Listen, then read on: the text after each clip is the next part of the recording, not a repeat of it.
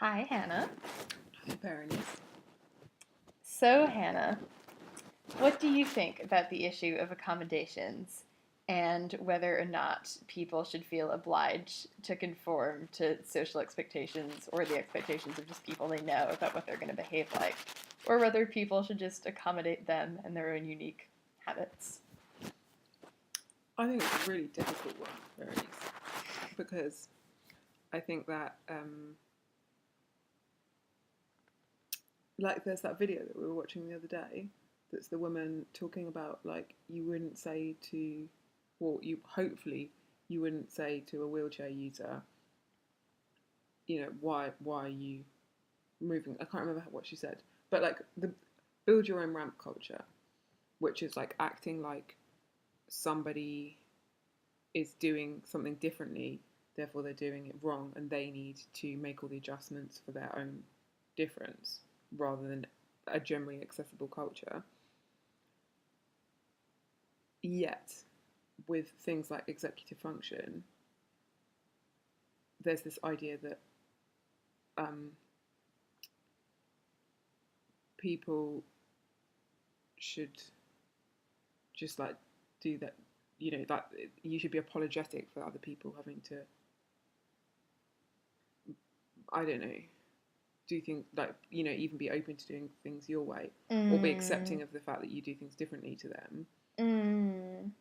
um, I find that quite difficult, and I think a lot of the time it's almost like the things that are privileged, like being super organized and like a super like managing, have a lot to do with ideas of high rates of productivity. And kind of as someone who's got quite anti-capitalist inclinations, I do think, well, why do I need to be productive 24 hours a day? What about just, sort of smelling the flowers? Um, so there's that. But also I think that if I don't do it, if I don't practice being organised, then I'm not really building muscle, and I don't want to be held back from doing things. Right. Like, I sometimes feel like although I shouldn't feel pressure to be productive for the sake of kind of generating something that doesn't necessarily enrich myself or anybody else, I do think that sometimes being organized might help me to say, I don't know, if I wanted to write an anti capitalist manifesto, I'd probably write it a lot faster if I was organized. So I feel like even toward ends that are awesome, and like there are certain things, like I don't want to be productive all the time, and I don't want to have to be productive for the benefit of something that I don't believe in. But when things are really cool and I really want to finish them, then I want to be productive. And so I think that thinking about the question of what do I want to save time for sometimes makes me more likely to say, okay, well, this is worth something. This is something worth aspiring to. But in that case, it's not really, it's more for myself than for the social benefit of others. But then in the case of, I don't know, if I make someone, is it a reasonable accommodation to say, please don't get angry with me if I make you wait for half an hour? Or is that just like, is that something that I just need to kind of get a handle on myself because no one should be expected to wait for half an hour? Well, I kind of think that I mean, I'm a chronic late person, obviously, and for me, like I will turn up somewhere.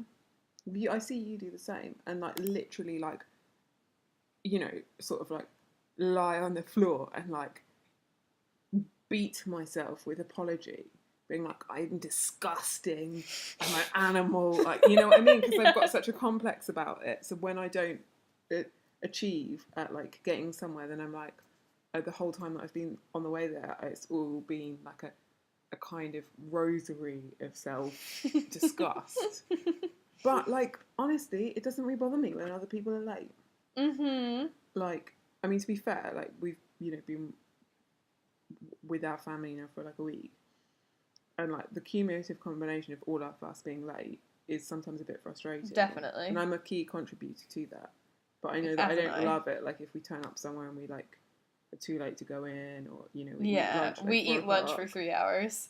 All of these things, I can see the frustration of it. But I mean, it doesn't bother me in the slightest. If I'm like in a cafe and my friend is half an hour late, I don't give a shit. Yeah, definitely. I don't care if you know what I mean. It just gives you time to kind of people watch and relax and do interesting things, which is Completely. time that you often don't make for yourself unless you have no choice but to wait for someone. Or that's how I feel. But yeah. And I also think that there's something about the capacity to go off road that's really important. Like today when we were walking on the beach and you were like stopping to look at stuff and stopping to pick stuff up. I don't think that's like wasted time. I think that is like enjoying the beach. Definitely. And so I think that the capacity to like that is a talent to be able to enjoy the beach, just in the same way it's a talent to be able to arrive somewhere on time. That's a really nice way of thinking about it. And also, I think like I often read like things about staying focused, but I think that it's important to be able to have mental adventures where you go somewhere and then you run into someone and then you have a really interesting conversation with them and then it leads you out somewhere else unexpected and then you just have an adventure that you weren't expecting and you go places you weren't expecting and you stop to linger at things. And why does, even if I want to save something for something I want to do, a lot of what I want to do always is find cool things that aren't planned out. And yeah, it's like the capacity to be surprised and to and to come across something unexpected. That is like, I think that needs nurturing. I guess that's something I feel is that like I think it needs to be half and half. Is like people who have really strong executive function, yeah. Like we need to practice to be able to communicate in that language. But I think that those people or people who don't have a great capacity to go off road, they need to practice to be able to go off road. Because otherwise we're all driving everywhere on the motorway, aren't we? Yeah. I think definitely. And I think that it's good. I think it's important to I think that the really awesome things that come with quote unquote disorders are not focused on enough because they're perceived as quote unquote disorders and something that you have to kind of minimize or that's an obstacle. And therefore, the attitude is rarely, hey, everybody else could learn from this, and is more often like, all right, come over here and be reined in and do this. And yeah, and even if you hear people talk about positive sides to things, it's often like in a kind of way that makes it sound a bit freaky. Definitely. Rather than like as, you know, in the way that like people, there'll be a documentary that's like about like an autistic child who can like calculate pi to some whatever. And then make them sound like some kind of weird robot alien. In it. Rather than just being like, oh, okay, so like there's all different ways of thinking. Let's all practice thinking like each other. Yeah, definitely. And that's what a truly kind of egalitarian idea of a spectrum of thinking would look like, would be you have something to learn from everyone. It's kind of a Quaker idea. Oh, really? Because there's this idea that everybody has truth, and if everyone's way of thinking has truth or has an insight to offer, then it's very different from you have this condition that has these beneficial side effects, but overall, like, you're clearly disordered, whereas there really is no reason why one thing is order and one thing is disorder. Yeah. Yeah, I think that's something that's really difficult. I'm losing you from the camera. Oh. I'm like moving around. I think it's really difficult that there's an idea of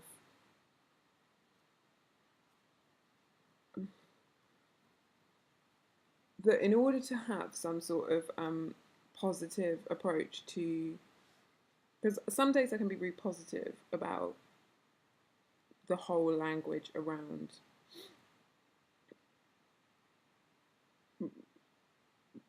diagnosis and blah blah blah, because I think in the same way that I feel about sexuality, probably, that it recognizes difference where difference has been, I don't mean difference as in like, you know, you're like this and I'm like that and we're fundamentally different. I mean difference as in like a kind of spectrum of diversity, where before it was just like heterosexual and then invisible, you know. Yeah, for sure. It recognizes the presence of identities outside the kind of Yeah, accepted one. yeah, and so some days I think with things like being able to say, like, talk about neurodiversity and stuff like that, um it's able to be like, it kind of gives a language for saying, okay, so like this is how I do things, and that is a real valid way, rather than being like, you know, I'm just kind of deficient, Yeah, yeah, you yeah. know, Giving I'm their just like you but shitter. exactly. I'm Like, just like you, but just awful at these really kind of seemingly easy things. yeah, and that feels a bit like, whereas there's something about, and also then when you, and it kind of has opportunities for community around it and for other people going like, Mm-hmm. oh, that's so valid. Yeah, yeah, yeah. And there's something about naming it that facilitates that kind of connecting in a way that's saying you would never have a support group or like you would never have a Wrong Planet website for people who just identified as spacey.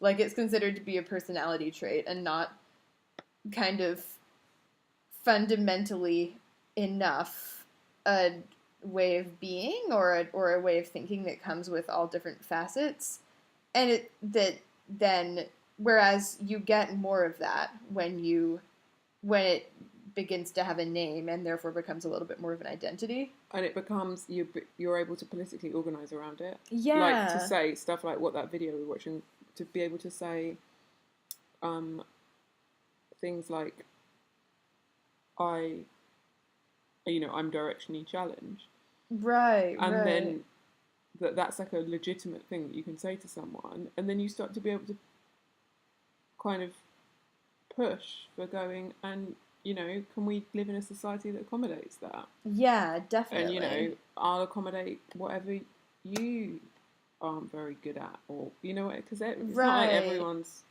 Right. And as soon as you and it's exactly. And as soon as you hear that something there's a certain level of kind of relief for me that comes with hearing that the way I am, which I already know is the way I am, has some kind of title because it makes me I there's a level of understanding that if it's called something that means that there are other people like that.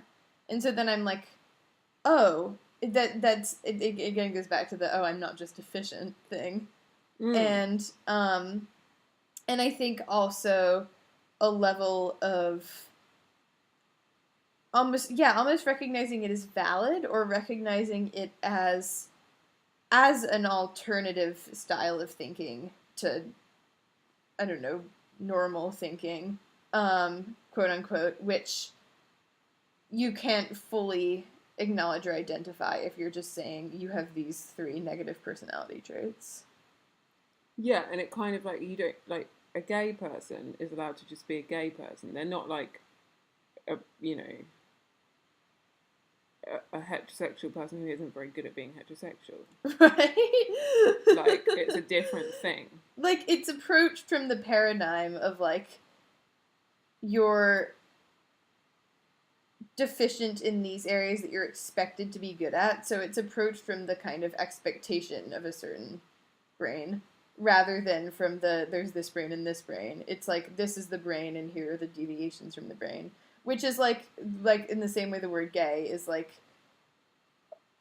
more validating than saying like you're unheterosexual or you're like not quite heterosexual or whatever. Like it's it gives it a stance as a valid alternative rather than just a yeah a like a approaching what it should be or like and the idea that it should be something Yeah. But interesting. now I'm thinking about it. I'm thinking, do you think, the question is it possible to have like a queer movement for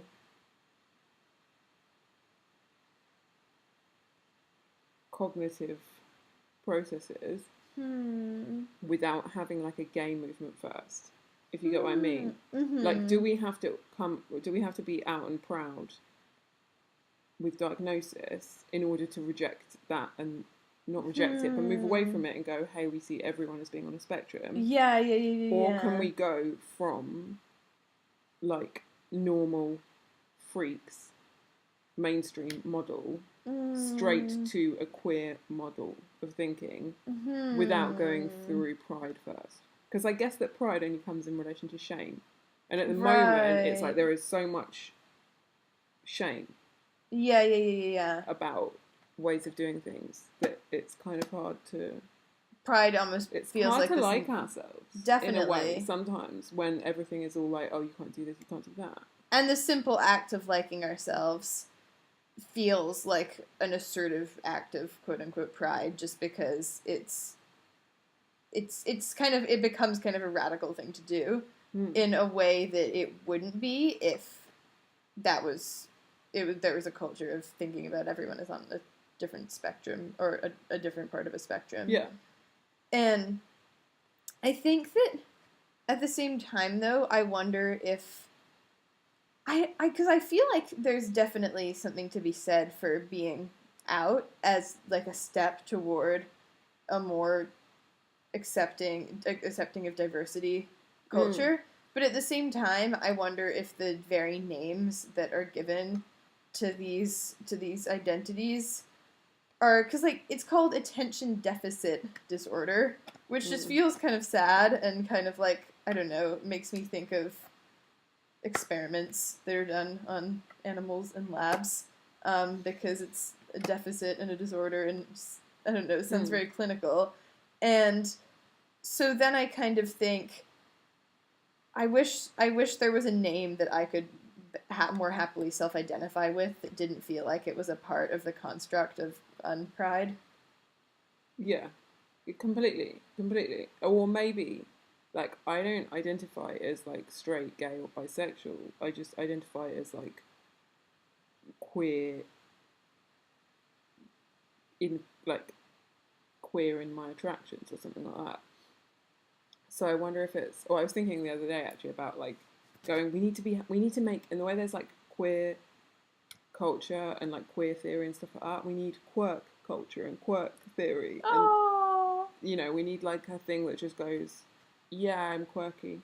That's great. Rather than going like, yes, I have ADHD, this is my psychologist, blah, blah, you know. Yeah, completely. I quirk. Yeah. I think quirky. And then it's also really nice because it makes for kind of inclusion and unity among people who are maybe quirky, but the thing is, everyone's quirky.